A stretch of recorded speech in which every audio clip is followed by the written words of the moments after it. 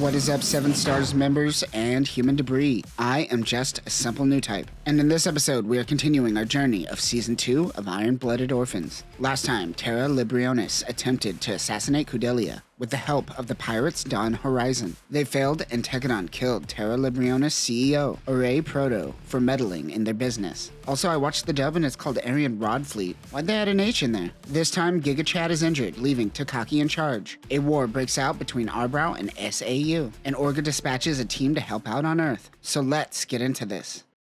Makanai tells Kudelia to have some patience. Earth Tekadon doesn't like the Tewa's rep, Radice Riloto watching over them. Chad is evolving into Giga Chad. Tekadon is assigned by Radice to run security for a ceremony. Tekadon on Mars are sending Earth Tekadon some Shidens. Mika gives Orga some Mars palms because he's getting skinny. We learn that Mika doesn't remove the shell of the Mars palms and eats them whole. Orga doesn't realize this until he takes a bite. This dude's savage. Rustle mentions that he is working with that bearded man to help create conflict between Arbrau and SAU.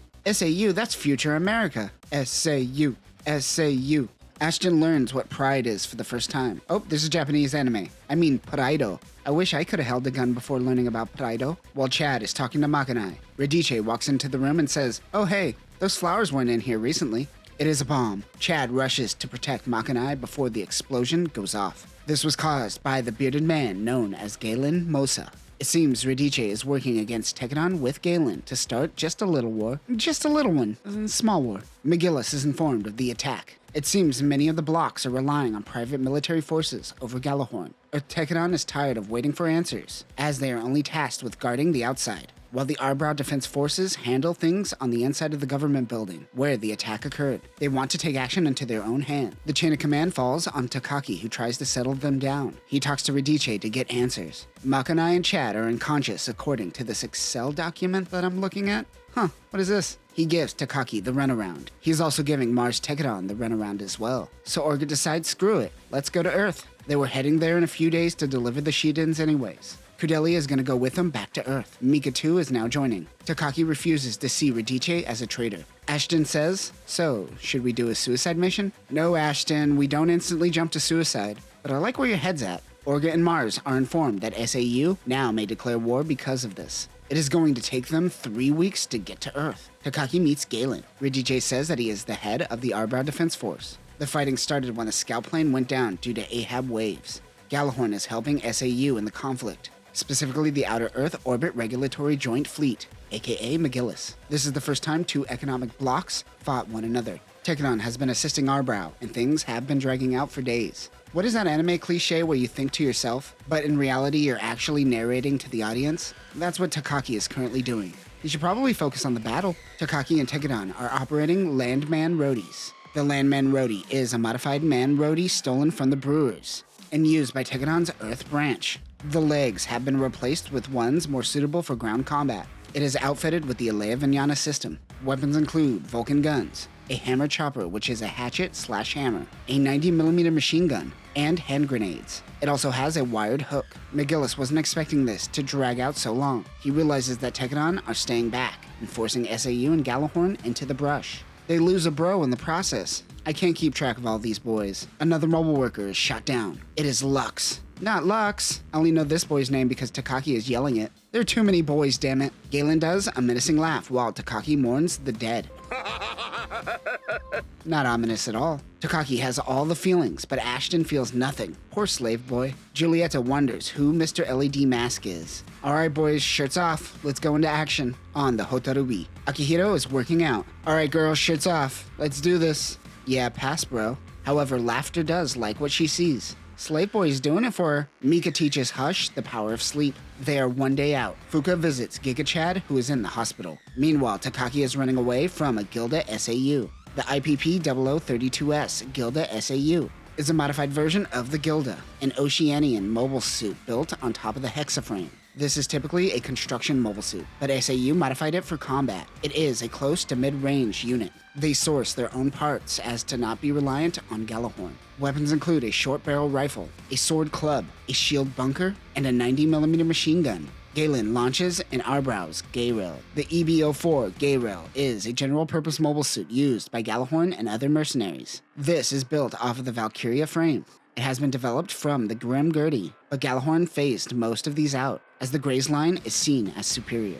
Galen's Gyrail has a Gray's cockpit. Weapons include a 110mm rifle, a shield axe, and the Pickle, which is a giant pickaxe. It also has a self-destruct unit. Spoilers! As Takaki runs, the GUNPLA aims its gun. Luckily, Galen saves him in the nick of time. He tells him that victory is near. Bitch, you're the one intentionally dragging this out. Tekkadan makes it to Earth, but they won't allow them to descend to the planet due to the war. It seems they're trying to prevent them from helping. I assume that they is Gjallarhorn in this situation. Looks like they have to bust in. Ashton still sees himself as human debris, but Takaki reminds him that they are family. McGillis launches in a Gray's Ritter commander type. Arbrau and Tekkadan prep for battle. Also on Arbrau's side is the Hlok Grays. The AEB-06L Hlok Grays was developed after the Battle of Edmonton and became a general-purpose, low-cost national security mobile suit. It resembles monkey models, which are poor knockoffs that the Soviets gave to their non-communist allies in the real world. It uses a simplified Gray's frame. This is used by Arbrau, Gjallarhorn, and much more. Weapons include missiles stored in the head, a 90mm submachine gun, and a small axe. The name Hlok is apparently one of the mythical Valkyries. No, not that version of the Valkyries. Actually, yeah, that version. McGillis goes poke, poke, poke, poke, poke, poke. Galen moves in first to strike. Also on his team is the Gyrail Scharfrichter, the EB-04 JC-4. Gyrail Scharfrichter is a sister unit to the Gyrail and has heavier armor and equipment. This is mainly a melee unit. Weapons include a 110mm rifle, a pickle, which is an ice pick, a land mace, a pair of claw shields, hand grenades, and a bazooka. It also has a hover unit and a booster unit on the back. Also, Scharfrichter means executioner in German. This is an example of when they should have directly changed the name. Gyrail Executioner sounds way better.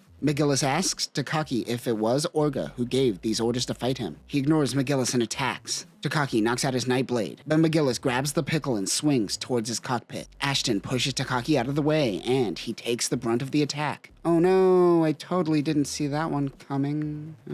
Ashton grabs the Gray's Ritter. McGillis can't escape. Galen aims at McGillis, but suddenly Barbie and Tekkadan joins the battle. Galen's team retreats. Takaki goes to save Ashton. He wished that he never met them because human debris can't have feelings. Because he felt something, he believes that he has to die. Unlike Akihito, Ashton couldn't break out of the shackles of being a slave. He saw himself as another until his last breath. Eugene and Akihito find Radice, and they force him to tell them where Galen is. The red alert goes off at Galen's camp. Tekkadan moves in on their location. Akihito drops from the sky and tells Galen that he's about to get the full city, bitch. He doesn't hesitate to attack him. Hush is struggling in his first battle, but is saved by Mika. This character is going to do something reckless in the future, and the story is going to try to make me feel something for him. It's not going to work. What the hell? For this one shot, the artist drew the lines on Galen's face 3 times bigger. For 2 seconds, this became a Studio Trigger anime. Akihito says, check out my skirt. I could take it apart and turn it into scissors. He crushes the Gyrail, and Galen self-destructs his unit. Tekkadan interrogates Radice, but Mika says, this is pointless. Let's just kill him.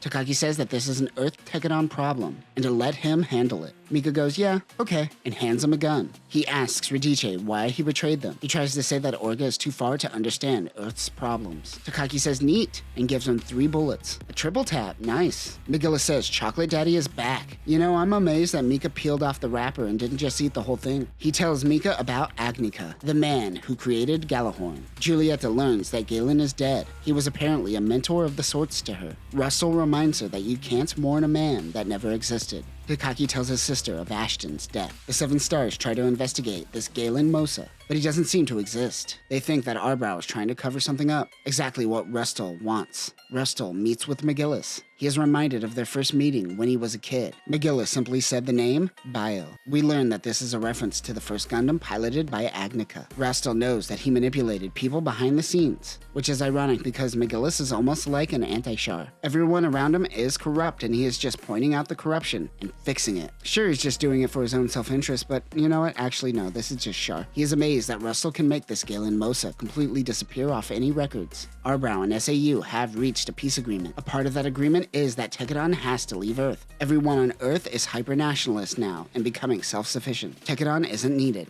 Makanai wants Kudelia to stay on Earth. Oh god, it's the Giga Chad himself! Since the Brewers, human debris didn't have last names, Akihito gave him the Atlan name. They were his brother Masahito's family, so it felt right. He regrets not talking to Ashton more. Takaki hates himself for believing in Radice. McGillis knows that Rustle is behind the Arbrau-SAU war. They must take him down if they want to reform Gjallarhorn. He says that if they could do this, McGillis will essentially give Mars to Tegedon. Fuka and Takaki have a cry session over Ashton's death. Everyone is down to continue helping McGillis with the exception of Takaki. He is tired of making Fuka cry and wants to appreciate what he has without killing more. He knows that Mars domination will just mean more killing. They all thank Takaki and ensure that he is well taken care of on Earth. Kudelia decides to not stay on Earth and head back to Mars. As they take their leave from Mars, Mika tells Orga that he was relieved when Takaki quit. He says, "What's that about?" Mika apparently just learned what empathy is. And that will do it for this episode. Rest in peace, Ashton. His relationship with Takaki have been the best part of Season 2 so far. Becoming a normal person after being a slave seems to be a struggle. The conditioning forces them to never see themselves as human. And even in the end, Ashton struggled with his own humanity. Next time we will learn more about Vidar, aka Mr. LED Mask. We will see the Hashmal in action, and a strange phenomenon will happen with the Gundam frames. But that will do it for now, human debris. Remember to always remove the shells. Don't be a savage. Peace.